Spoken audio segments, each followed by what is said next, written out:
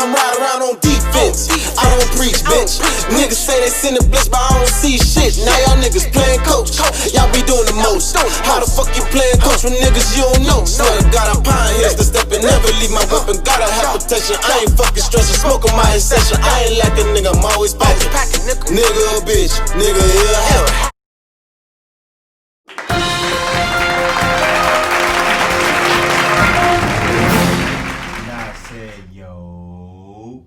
What's happening, everybody? It's your boy Larry, and we live.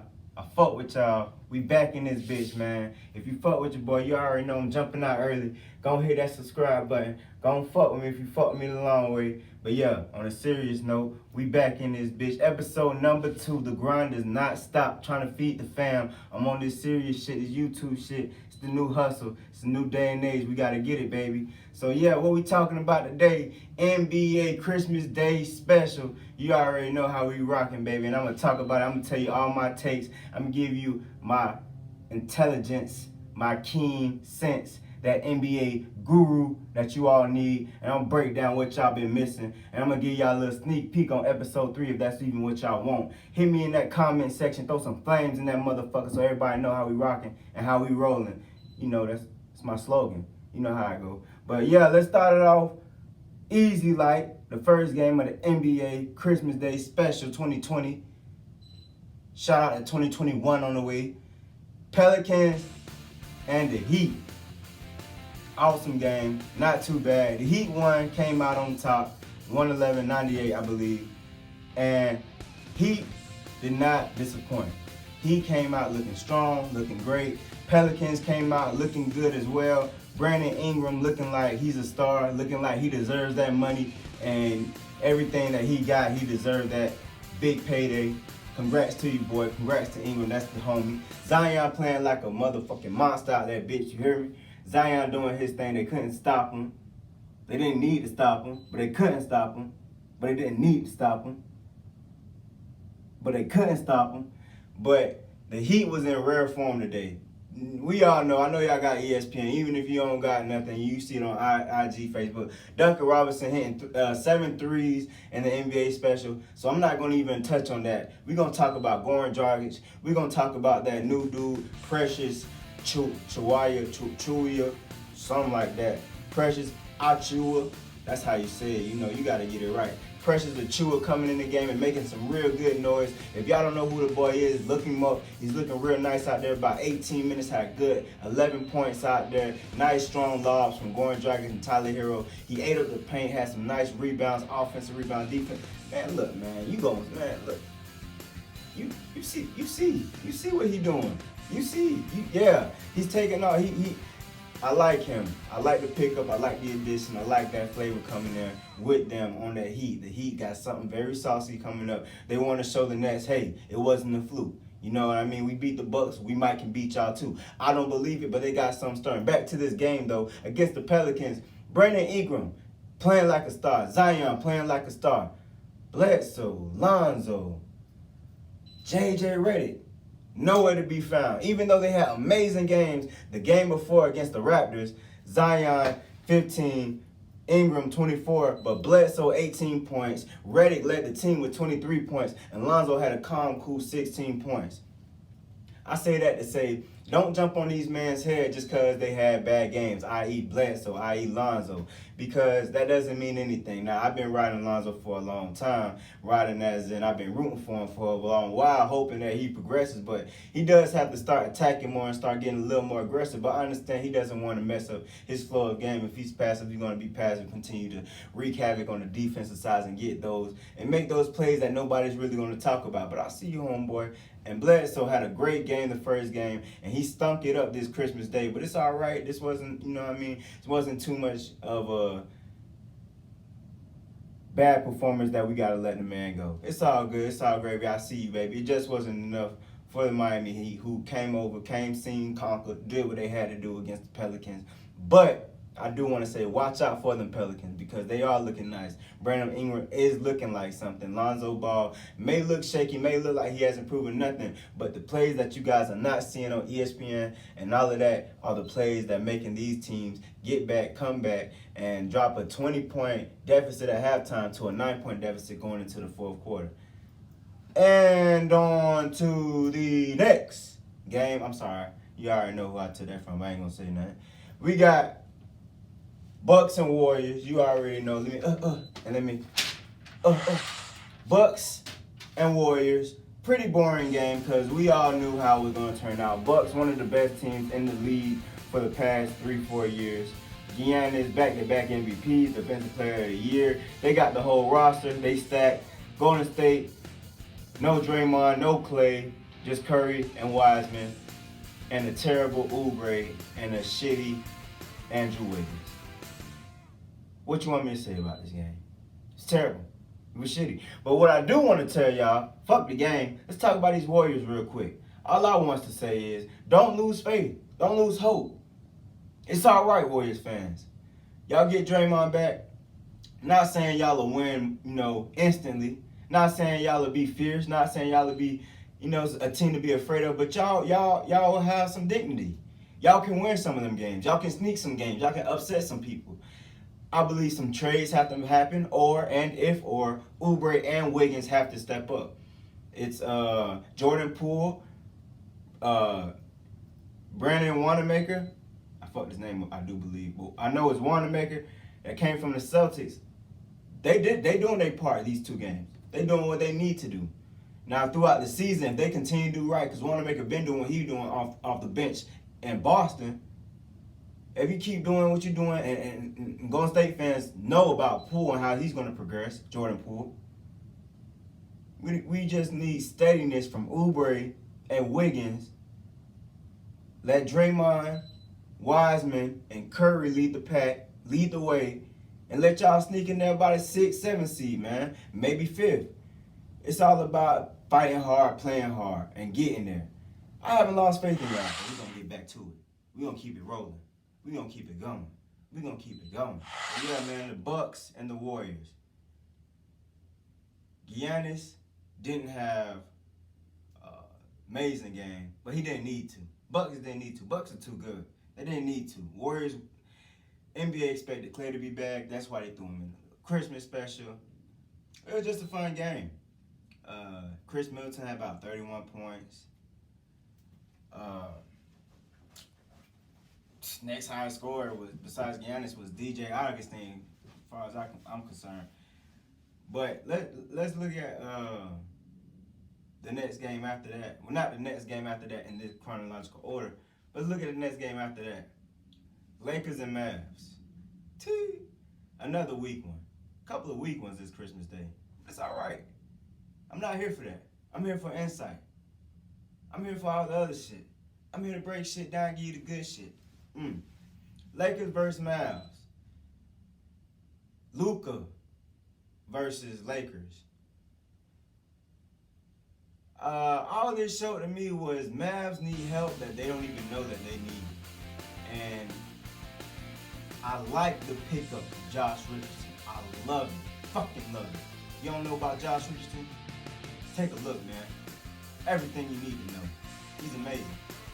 Scratch that. Josh Richardson is good. Had a little stint on the Heat, but I'm not going to go all the way far enough in that. But I feel like they need that. They need that consistent score. Josh could be there, but I feel like it has to be to that superstar level to help Luka out when Porzingis does come back to compete in the West against the Lakers. They healthy can beat other teams in the West. Clippers, Nuggets, Jazz, Rockets. Well, Rockets might not be good no more. But without a third strong scorer, they can't do it against the Lakers, even with Porzingis. Now, Luka showed his ass. He did all he could. Dennis Schroeder, 18 points. Montrezl Harrell, 22 points. LeBron and AD, we already know it's going to get about LeBron 22, AD 28. We already know that. But as a team, as a whole, they just too good. And they went from good to great to even greater. Even greater. In like seconds. They just too damn good. But I'm not even gonna stop the Lakers. Cause I ain't even with that. Marc Gasol, not a lot of points, but 9 rebounds. Kind of makes me wonder, did LeBron tell this man don't worry about scoring? We got that. You got a different role now. Take a back seat, cruise. We old. You don't need to be doing all that extra shit. Toronto, they needed him as a scorer, desperately. Lakers might not so much. How much was JaVale putting up? How much was Dwight putting up? Trust me, AD got it down there. Now, I'm not saying they ain't going to need no points in the paint for him, but he going to clean that up. He going to make what he got in there. He got a nice touch around the rim. But them open threes, he going to splash those. And that's all LeBron's waiting for. Them open threes to kill teams. And Marc Gasol going to hit. He's going to be just fine. But right now, I feel like his role, get the rebounds, play some nice, sturdy defense, help us out when we need to.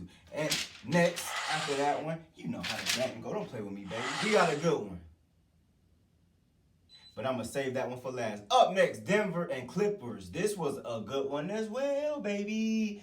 I fuck with this one. Boy, look, man, I almost took it back to the crib on y'all. I fuck with this one, man, because it has some of that playoff rivalry stint in that motherfucker. You feel me? If you don't know, Clippers, Denver, Western Conference Finals. Clippers came all the way back on, not Clippers, Denver. Nuggets came all the way back on them boys. Ended all that not LeBron, but Los Angeles shit, Lakers, Clippers shit. And Denver went up to the Western Conference Finals. Didn't do no comeback on the Lakers, but you know how the game go. This was a nice game. It wasn't a nice game, but this was a nice setup. This was a nice atmosphere. And the Clippers showed out. The Clippers had something to prove. The Clippers, Paul George in particular, got something to prove this whole damn season. And I think Paul George is going to do it. He's going to turn back the time, hand clock, whatever he got to do, and bring that old PG back. And he's going to do what he got to do. Will it win them a championship? Hell no. Nah. But he'll look like he's worth some fucking money. He won't get called, Playoff P, that's what y'all calling him. He won't get no fucked up ass nicknames. I bet you that, but he won't get a ring. It's not, they don't have enough. They just don't have enough. Lakers are too damn good. And I feel like the Clippers missed a whole bunch of opportunities to get better in different areas, and they just didn't. But Denver and Clippers, Jamal Murray, Nikola Jokic, stars in the making. But really what made this game a little out of hand, out of reach, can't blame that on Murray. Denver needs a little more help. Just like, who was I just saying before? Whoever. They need one more star. They need the Mavs. Just like the Mavs. They need one more. They need one more it person. Because they're a team designed, they team orientated. Like, different people can, Paul Millsap, Will Barton, different people can show out at different times on this team. But they need to for sure score. They need to for sure 30 popper besides Murray and besides Joker. Desperately. Because that is how you're gonna win. Beat the Lakers. That's how you're gonna win. Dominate. And not have playoff hope. Playoff dream, whatever you want to call it. I'm going far out with it, but you know what I'm trying to see. Jamal Murray only had about 6 points in the first half, and the Clippers was whipping their ass. I don't even think it was 6, but the Clippers was whipping their ass. Paul George, 6 for 7 from 3, if I'm not mistaken. Am I mistaken? I am mistaken. 5 for 9 from 3s, but that's still amazing. 21 for Kawhi, 13 for Nick Batum. Shout out to Nick Batum. Everybody been waiting on Nick Batum to show up and do something since them Trailblazer days. What's up, Nick? Homie? What's good? Yeah. Yeah! Yeah! Hell yeah! Zubich, 12 points on their ass. You already know how to turn up real quick. Denver side, not so much, the same shit, Murray did end the game with about 23, 21, 23, and Joker had about 24. They just came up on the short end of the stick. Paul Millsap wasn't there. Paul Millsap's a good stay. I almost had an option to leave, but he stayed. But I'm not going to get too much into it. Get up out of there with that. Get up out of there with that. And the last one I did want to talk to y'all about my, in my opinion, the best game of the night. You know what I mean? Woo! What I said like that in Brook, I ain't gonna do it again, but yeah, the Net boys, Brooklyn, KD and Kyrie versus Celtics, Tatum and Brown. Nasty. KD, Kyrie, too fucking much. I'm not even gonna waste my fucking time talking about these boys, cause y'all think I'm a Nets fan, but they too much, man. Kyrie, 37 points, KD, 29. Kyrie, 7 for 10 from 3, 8 assists. KD, 3 for 4 from 3-point. Let me tell you what the game got out of hand. Outscored Boston 35-23 in the third. Outscored them 37-18 in the fourth. What happened? Boston had no Kemba. That means something. They have no meaningful big man to give them some real deal points in the paint. That means something. They have nobody that can guard nor stop Kevin Durant. Well, no one in the league can stop him, or you know what I mean. But it's like the case I was saying before. You need someone thick. You need someone big. Not even thick. You just need a defensive guy. A bully. That man. Y'all got that in Smart for the guards. But when it's come time to against Giannis, against KD, against Kawhi, PG, against LeBron, you need that bigger body. You need size. Tatum can't do it. Brown won't do it. Celtics has that disadvantage right there. Until they figure that out, or until Tatum perks up, bulks up, and get on that defensive side of the ball and becomes a defensive presence, they'll never become what they think they are. But back to these Nets. Next, you gotta love them. LeVert, 10. Joe Harris, 9. Everybody else, not even putting up big numbers. But how do they come out and beat the brakes out of these boys? KD, Kyrie, having their way with everything. Doing what they want with the ball. Making plays. Just shooting it in your face. It's nasty, but it's not just that. They got size. They got DeAndre Jordan. They got, what's that boy name? They got Jared Allen. They got the whole shebang, you feel me? They are so deep on that roster, it doesn't even matter if Spencer Dinwiddie is having an off night, if LeVert was having an off night, because they're deep in that thing. Jeff Green, only 2 points, but he was a big presence on the court.